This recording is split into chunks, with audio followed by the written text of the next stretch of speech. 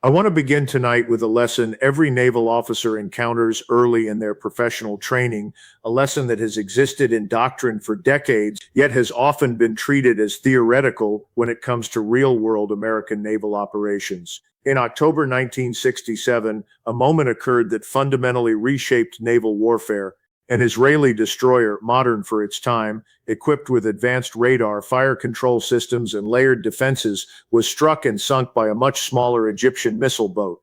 That vessel was not heavily armed, not technologically superior, and not designed for sustained combat. Its entire offensive capability came down to a handful of anti-ship missiles, but that was enough. In a matter of minutes, the engagement was over. A large, capable warship was sent to the bottom by a platform that on paper should not have been able to challenge it. The implications were immediate and profound. Naval strategists around the world began to reassess a core assumption that size, complexity, and cost automatically translated into battlefield dominance. What that incident demonstrated, clearly and irreversibly, was that the balance had shifted. A small platform carrying effective missiles was no longer a minor threat, it was a lethal one. And when multiplied, when dozens of such platforms operate together, coordinated and dispersed in confined waters, the challenge they pose becomes exponentially greater. The U.S. Navy did not ignore this lesson. It studied it extensively. It built simulations around it. It incorporated the concept into war games and theoretical doctrine. But over time, something changed. Decades of operating in environments where no adversary could realistically challenge American naval superiority led to a quiet shift in mindset. The threat remained acknowledged in theory, but it gradually faded from the assumptions that shape real-world deployments, how fleets position themselves, how defensive systems are prioritized, and how risk is calculated in contested waters. That gap between theory and practice matters, because last night that lesson stopped being theoretical. Iran's naval forces, specifically the fast attack craft units of the Islamic Revolutionary Guard Corps, executed a coordinated operation in the Strait of Hormuz that forced the United States Navy into exactly the kind of scenario it had long studied but rarely faced in reality. The result, according to emerging reports, was severe. Multiple U.S. warships were critically damaged in a single engagement. Pause on that for a moment. This was not a surprise attack against an unprepared fleet. American forces in the strait were already operating under heightened alert. Defensive systems were active. Crews were at readiness. Commanders were fully aware that Iranian naval units in the area represented a credible threat. And yet, despite all of that, the outcome was still decisive enough to shake assumptions that have held for decades. Tonight, I'm going to break down how an operation like this becomes possible, not through speculation, but through the lens of known doctrine, capabilities, and the physical realities of the environment in which it occurred. There are three critical questions we need to answer. First, how can a large number of small missile-equipped vessels coordinate an attack capable of overwhelming some of the most advanced defensive systems ever deployed at sea? What specific tactical approach allows that to happen? Second, what does an engagement like this mean for the operational balance in the Gulf, for ongoing naval missions, for control of the strait, and for the credibility of American power projection in a region where that credibility has long been taken as a given? And third, what options remain when a navy built for dominance in open oceans is forced to operate inside a confined, highly constrained maritime space, one where geography itself limits its advantages? Because the Strait of Hormuz is not just another body of water, it is narrow, crowded, and predictable. Movement is constrained, maneuver is limited, and those conditions favor a very specific kind of warfare. What unfolded last night wasn't random. It aligns closely with a concept that has been discussed openly for years in military analysis: swarm tactics. The idea is simple, but its implications are not. Instead of relying on a small number of highly advanced platforms, you deploy a large number of smaller, faster units, each armed with missiles, each capable of independent movement, but all coordinated toward a single objective. The goal is not precision, it's saturation. And here's where the real problem emerges. Every warship, no matter how advanced, operates with finite defensive capacity. It can track a limited number of targets. It can engage a limited number of threats at the same time. Its missile inventory is not unlimited. Its gun systems have constraints. Against a small number of incoming threats, these systems are highly effective. But against dozens arriving simultaneously from multiple directions, the equation changes. It becomes a matter of simple mathematics. At a certain point, defenses are saturated. And when that happens, some threats inevitably get through. The tactical architecture behind such an operation is not improvised, it is structured. A typical approach involves multiple attack elements operating at the same time from different directions. One group initiates contact, forcing defensive systems to activate and commit resources. Another group approaches from a separate axis, complicating targeting and dividing attention. And a third element holds back, waiting for the moment when defensive capacity is strained, then moves in to exploit the gap. This kind of layered, multi-axis pressure is designed to do one thing above all: overwhelm. Not through superior technology, but through coordination, timing, and numbers. And in a confined space like the Strait of Hormuz, where maneuver options are limited and detection conditions are complicated by geography, that kind of approach becomes even more effective. What last night appears to demonstrate is not just the execution of that doctrine, but its maturity. The level of coordination, discipline, and timing required for such an operation suggests years of preparation, testing, and refinement, and that raises a much larger question. If a Navy that has spent decades preparing for high-end conflict can be challenged this way in a confined maritime environment, what does that mean for future conflicts in similar conditions? Because this isn't just about one engagement, it's about a shift in how naval power can be contested.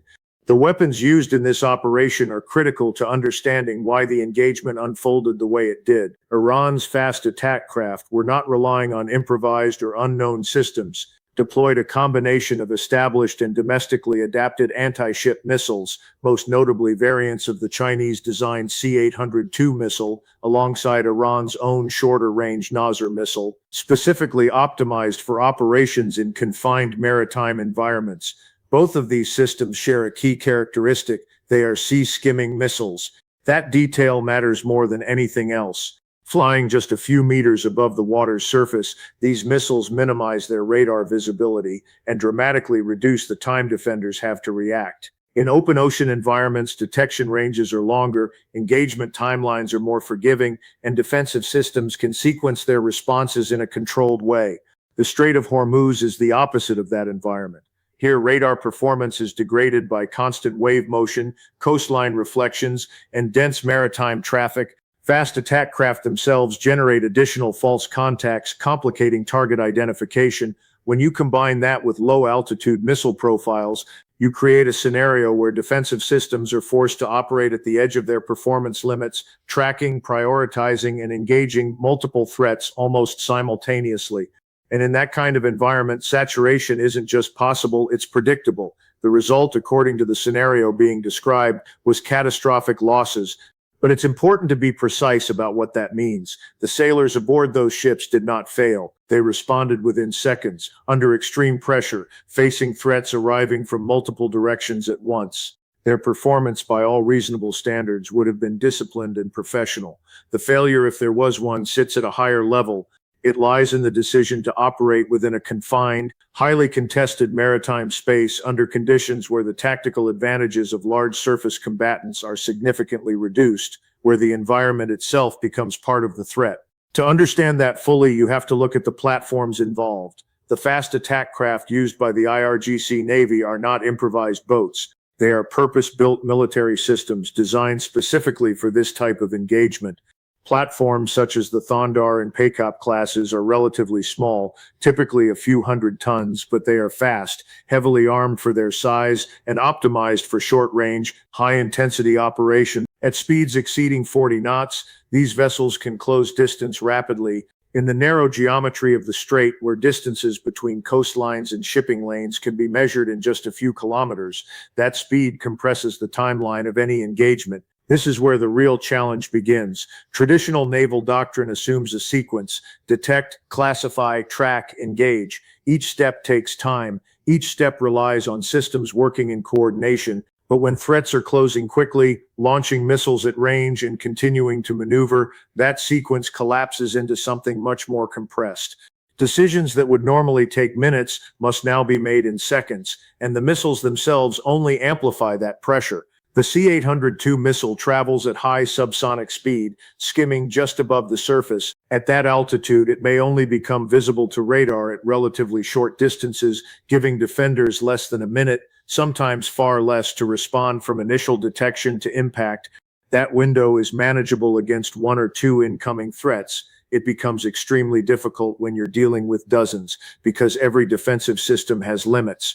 A warship can only track a certain number of targets at once. It can only guide a certain number of interceptors simultaneously. Its missile inventory is finite. Its gun systems have physical constraints on how quickly they can engage multiple targets arriving from different directions.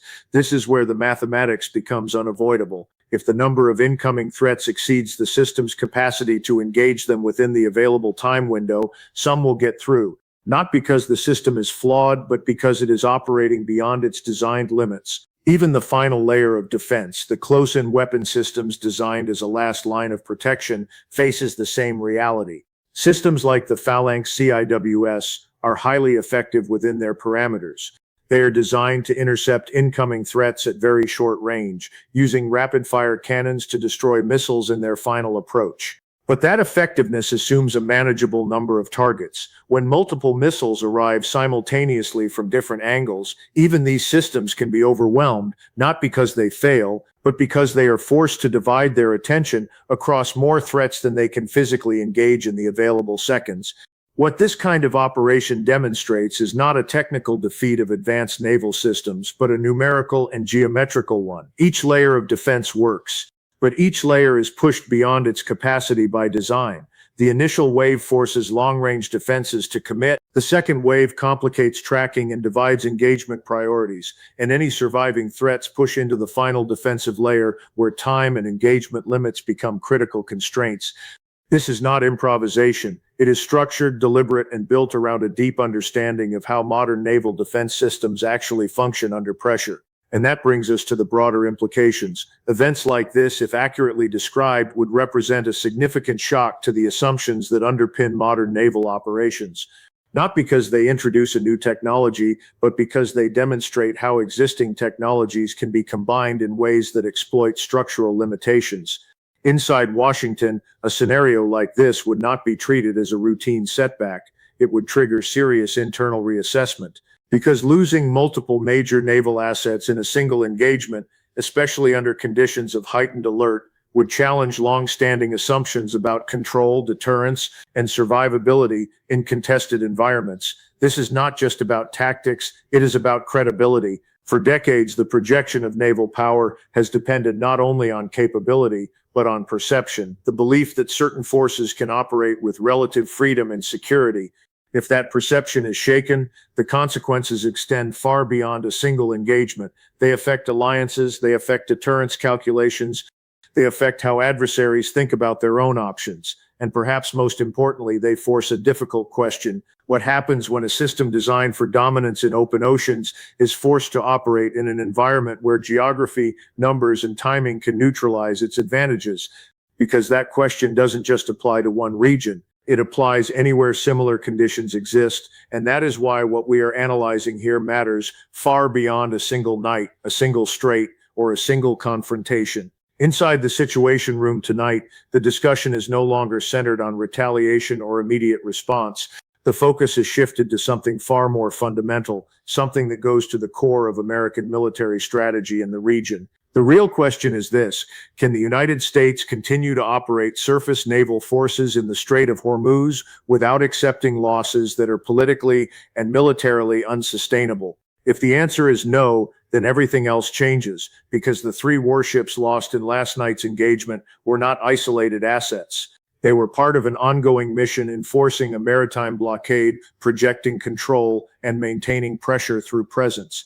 Their loss is not just about platforms or even the tragic human cost, though that cost is real, and it matters. Sailors were at their stations doing their jobs under extreme conditions. That should never be reduced to numbers on a briefing slide. But strategically, their loss represents something larger. It demonstrates that under certain conditions, American surface forces cannot operate in the confined environment of the Strait without absorbing damage at a rate that no leadership can sustain over time. And if surface forces cannot survive in that environment, then the mission they were carrying out cannot continue in its current form.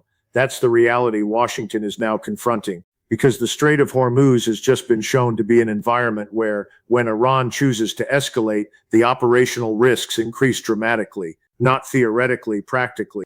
So what options remain? The first is direct retaliation. Target the infrastructure that enables these operations: naval bases, fuel storage, maintenance facilities, command and control nodes linked to the fast attack craft fleet. From a purely operational standpoint, this is achievable. American air power has the reach and precision to strike these targets, but retaliation does not happen in isolation. The immediate question becomes what follows. Iran's response options are extensive. Escalation could include broader activation of its layered defensive and offensive systems, long-range missile strikes, naval mines, additional fast attack craft deployments, and coordinated pressure across the strait. In other words, the environment that proved dangerous last night could become even more lethal after a strike. So while retaliation may degrade capability, it also risks intensifying the very conditions that caused the losses in the first place.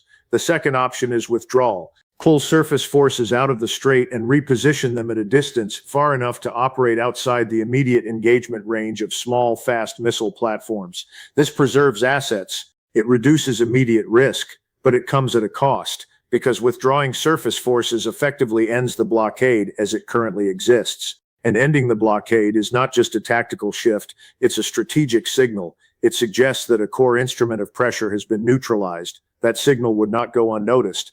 From the Taiwan Strait to the Baltic, from the Black Sea to the South China Sea, military planners would be studying the implications. They would be asking whether similar tactics could challenge American naval presence in other constrained environments. The third option is substitution. Replace surface presence with a combination of submarines and air power, carrier-based or land-based. These assets can strike targets, gather intelligence, and impose costs without exposing large surface ships to the same level of risk. From a military standpoint, this is the most coherent adjustment, but it also carries an implicit admission that surface dominance in this specific environment cannot be maintained under current conditions, and that has consequences not just operational, but psychological and strategic. Because credibility in military terms is not just about what you can do, it's about what others believe you can do consistently under pressure. Right now, Washington is choosing between difficult paths. Each option carries risk. Each has consequences that extend far beyond the immediate situation, and the timeline for making that decision is compressed. Every hour that passes allows the operational environment to evolve, largely on terms set by Iran. But amid all of this analysis, there is something that cannot be overlooked. The people. The sailors aboard those ships were trained professionals. They were prepared, alert, and operating within the framework they were given. Their actions in those moments would have reflected discipline, skill, and courage under extreme pressure. Their loss is not a reflection of individual failure. It is a reflection of the environment they were placed in and the strategic assumptions that guided that decision. Because the Strait of Hormuz, under current conditions, is not a neutral operating space, it is a constrained, highly contested environment where geography, technology, and doctrine intersect in ways that limit even the most advanced forces, and this was not unknowable. The threat posed by coordinated small boat operations has been studied for years. It has been modeled in exercises, discussed in assessments, and explored in war games.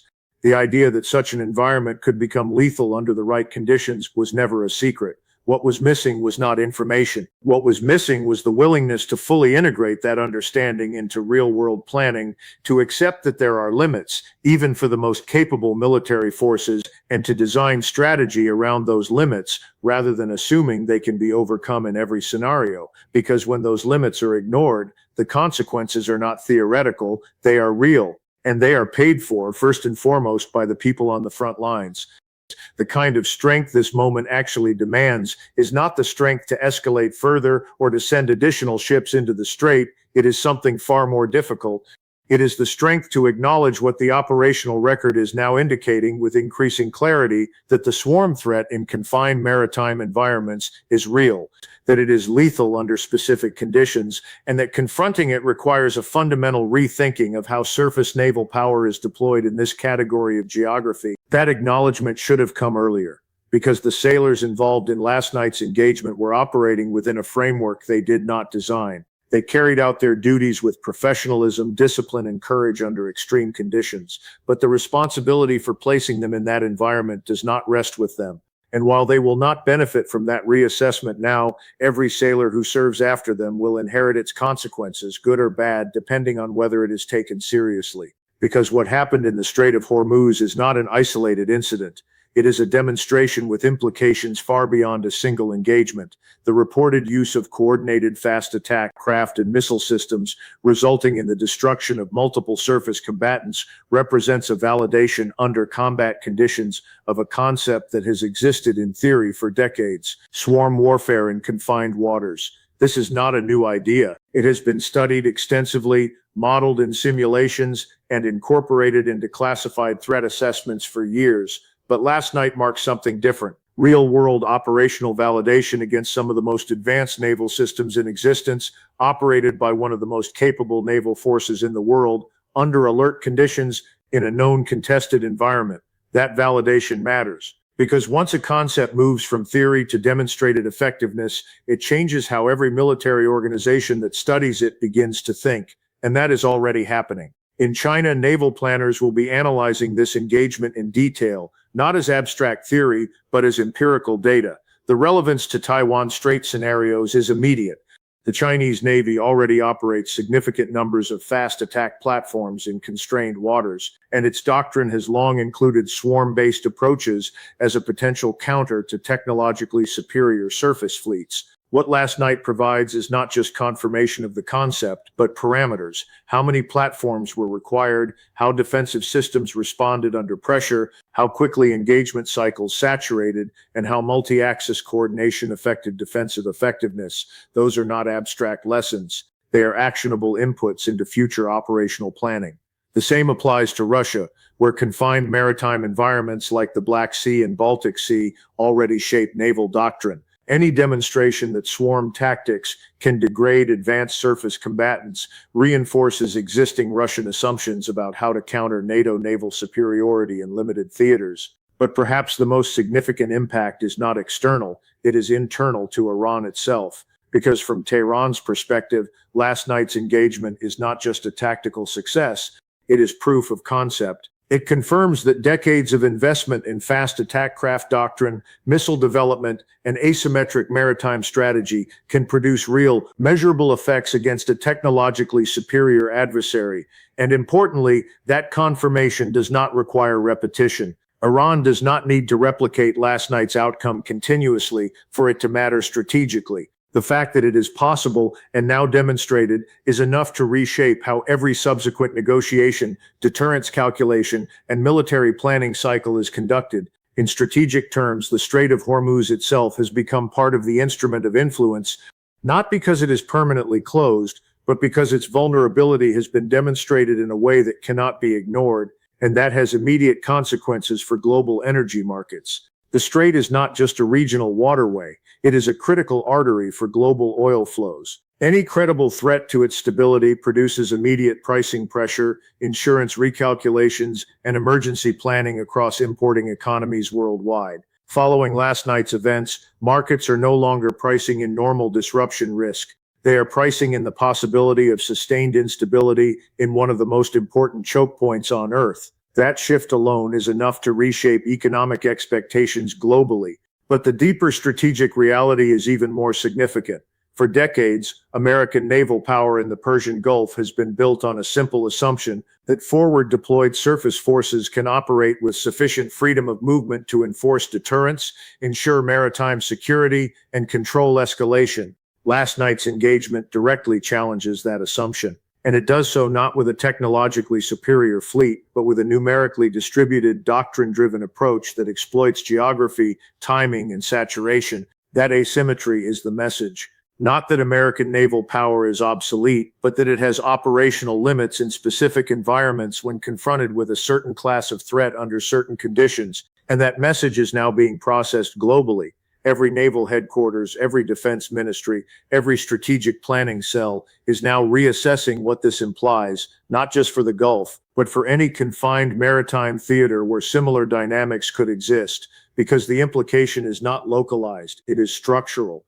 So where does this leave the strategic picture? The United States still has options, but they are no longer simple extensions of existing posture. Subsurface operations, long-range air power, and standoff maritime pressure remain available. These tools can impose costs without exposing surface fleets to the same level of risk. But shifting to those tools also represents something more significant, a transition away from visible surface dominance in a region where that visibility has been central to deterrence for decades. And that is not just a tactical adjustment, it is a strategic inflection point, because American naval doctrine has historically relied on presence, visible, forward-deployed surface power operating inside contested waters to shape behavior.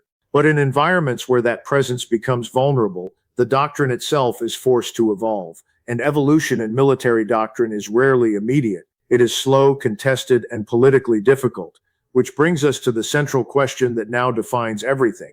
If American surface forces cannot operate in the Strait of Hormuz without unacceptable risk under current conditions, then what does that mean for every other confined maritime environment where American deterrence depends on similar assumptions? The Taiwan Strait, the South China Sea, the Baltic, the Black Sea. At what point does a tactical limitation in one geography become a strategic constraint on global deterrence? That is the question last night has placed on the table, and it is not going away. Because what happened in the Strait of Hormuz is no longer just an incident to be analyzed. It is a reference point, a precedent, and potentially a turning point in how modern naval power is understood.